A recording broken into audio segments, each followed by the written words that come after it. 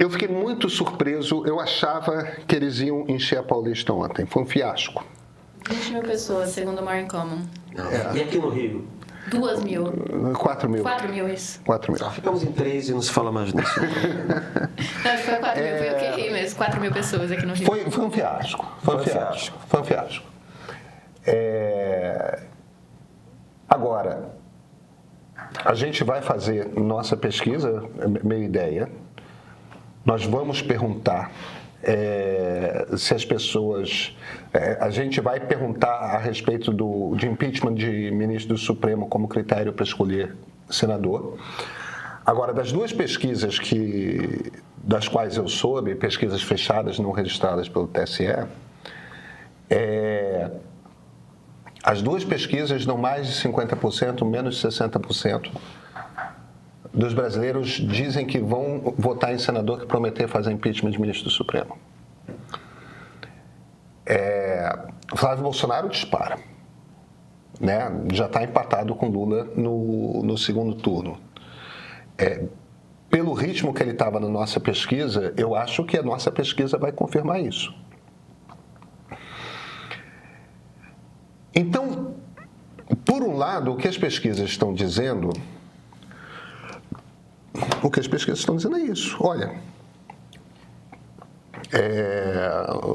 jogo jogado, o Brasil segue barbaramente polarizado. Embora as pesquisas até o ano passado tivessem dizendo que o eleitor de direita realmente preferia, em sua maioria, alguém que não fosse Bolsonaro, no momento que o Flávio é consolidado como um candidato ungido pelo pai, parece que o eleitorado todo vai junto. E foi isso? É o que as pesquisas mostram. Mas aí, na hora que eles convocam a primeira manifestação... Pois é, a demonstração que pare, a demonstração que... eu estou tentando ainda encaixar essas duas informações, entendeu? Porque, primeiro,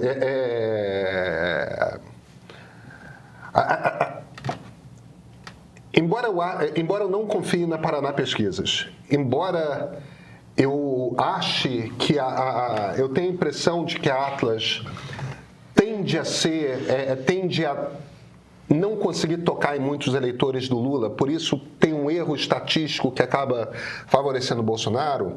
Bem ou mal, as duas pesquisas, um mês depois da nossa pesquisa da Meia Ideia e da Quest, da Genial Quest, essas duas pesquisas, cara,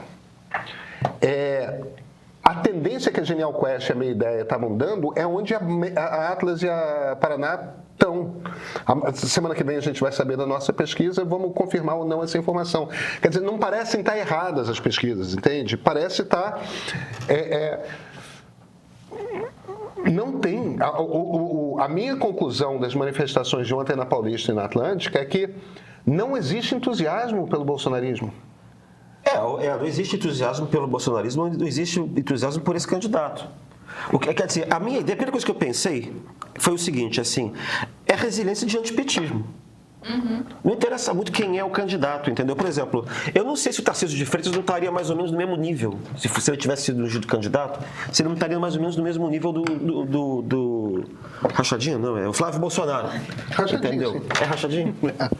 Ele é o Rachadinho. Rachei de rir. Mas então, assim, eu não sei se não estaria mais ou menos no mesmo lugar, entendeu? Porque assim, é o ungido pelo Bolsonaro. Bolsonaro é a face do antipetismo. Mas ele podia ter outra face. Podia ter a fase do Tarcísio. E se o Tarcísio tivesse feito o comício ontem, bom, o Tarcísio teria mais máquina, né? Mas eu não sei se teria tido muito mais gente. Porque eu também acho que isso é uma coisa meio que já está precificada, entendeu? Eu tenho a impressão que isso já está precificado. Você sempre vai ter pelo menos 40% do eleitorado que vai ser contra Lula. Então o candidato da oposição vai ter necessariamente... É claro que você pode ter vários candidatos da oposição. Aquele que conseguir encarnar melhor o antipetismo vai ter 40% dos votos. A oposição tem sempre 40% dos votos. Entendeu? Agora, entusiasmo com esse candidato não tem como. Porque ele realmente, ele é muito, por exemplo, Bolsonaro durante muito tempo teve a mitologia, né, de que ele era um antissistema. Você não tem como olhar para Flávio Bolsonaro e dizer que é um antissistema.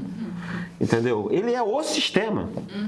entendeu? E aí realmente é difícil. Ele não tem carisma. Tudo bem, eu também acho que o pai não tem, mas eu estou errado porque tem gente que acha que ele tem muito carisma. Sim. Entendeu? Mas assim, me parece que ele não tem o carisma do pai. Ele não tem o endosso que outros personagens davam a Bolsonaro também.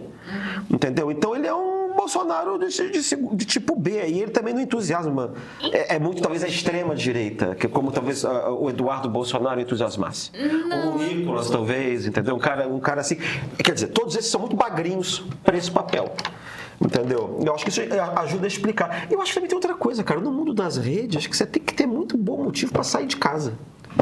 Entendeu? Eu acho que isso tem a ver. Eu não consigo explicar essa desconexão que o Pedro está apontando entre os resultados das pesquisas e o que transpareceu nas ruas esse fim de semana, mas me chamou muita atenção que você falou das outras direitas, né? Quem seria a direita que conseguiria dragar melhor esse eleitorado antipetista, mas as outras direitas também estavam na mesma manifestação no carro de som ao lado do Flávio Bolsonaro, né? A gente tinha o Ronaldo Caiado, que está hoje no PSD do Kassab, que já verbalizou, já disse que terá um candidato do PSD, que deve ser ou o Ronaldo Caiado, ou Eduardo Leite, ou o Ratinho Júnior.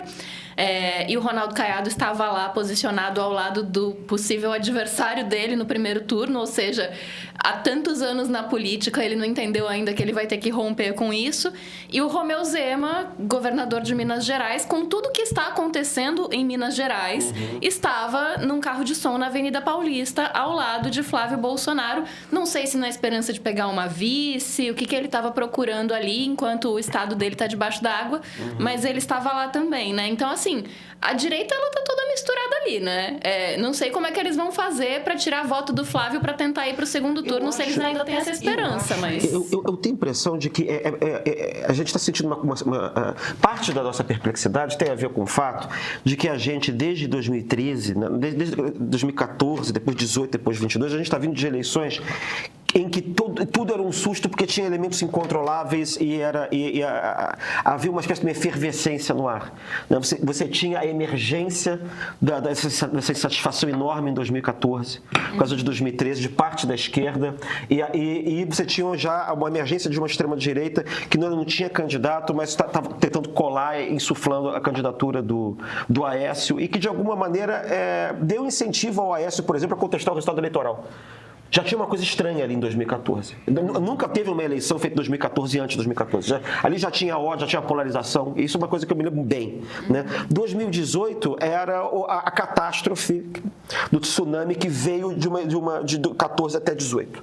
Você tinha que destruir tudo, você tinha que fazer uma tábua rasa. Foi a eleição do Bolsonaro. 2022 teve um elemento de pânico moral também, porque a ultradireita estava no poder, a ideia da volta do Lula era a ideia da corrupção, do retorno da corrupção, você tinha o pânico moral criado pela ideia de que ele ia fechar a igreja evangélica, você teve esse negócio todo, né, ali dentro. Eu tenho a impressão de que a gente já entrou, mas pior que a gente já esteja do ponto de vista da radicalização em matéria dos dois polos, na verdade a radicalização é mais do polo da direita, né? A coisa meio que precificou. É como se fosse uma espécie de nova rotina, entendeu?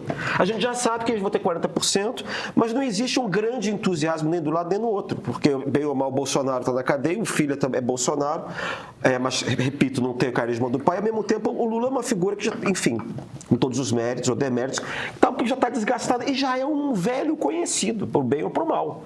Então, não é uma eleição que aparentemente vai empolgar as pessoas, entendeu? Porque é mais do mesmo. E a gente está achando estranho, porque a gente já teve, as últimas 3 eleições foram muito pesadas. Entende? Mas essa não tende a ser pesada. E digamos, aquilo Você acha que não tende a ser pesada? Não, que é pesada como foram essas 3 outras. Eu tenho... Entendeu o que eu estou querendo dizer? Bem, eu não estou dizendo que não vão ser disputadas. Eu estou querendo dizer que eu acho que não vai ter aquele pânico que houve nessas 3 eleições. Eu não consigo ver o Flávio... Eu posso estar sendo otimista aqui. Eu não consigo ver o Flávio com aquele... Ele não tem o sangue nos olhos do pai, né? Aquele ânimo de violência que o Eduardo tem. Sim. O Flávio não tem isso, né? O Flávio tem uma certa placidez. Eu estou falando de temperamento mesmo, Eu sei, tá? ele tanto que já desmaiou em... desmaiou Eu já disse que não foi só desmaio aquilo. Eu sei. Mas, assim, ele tá ali, na verdade, cumprindo a tabela por ordem do pai. O papel dele nem é ganhar a eleição. O papel dele é não passar o saco eleitoral da família para outro personagem da direita. Isso. Entendeu? Isso. Então ele tá, na verdade, do papel ali, que nem é de candidato. Ele é mais de um ocupador de lugar. É para não deixar a direita. Ele é um candidato, mais do que contra a esquerda, ele é um candidato que é contra o resto da direita. Ele é um candidato que está ali para impedir os outros de levarem o espólio eleitoral do pai dele. E os outros estão Entende? muito confortáveis com isso, né? Porque estão lá no carro do lado dele, então... Porque eles não têm opção do que a reboque. Entendeu? Essa é a função primeira dele. A segunda função talvez seja ganhar a eleição. Porque o conflito entre Israel e Palestina nunca termina. Passei alguns dias em Israel ouvindo políticos, ativistas e pessoas comuns, tanto árabes quanto judeus. Olha, eu reuni histórias e visões que não aparecem nas discussões inflamadas das redes sociais. O resultado está nos 3 novos episódios do Ponto de Partida série, uma investigação profunda que revela as raízes históricas, memórias marcantes e camadas sociais que você raramente vê com clareza. Não é sobre escolher lados, tá? Mas sobre finalmente entender como chegamos até aqui. Os episódios já estão disponíveis no streaming do Meio, para você enxergar esse conflito com novos olhos.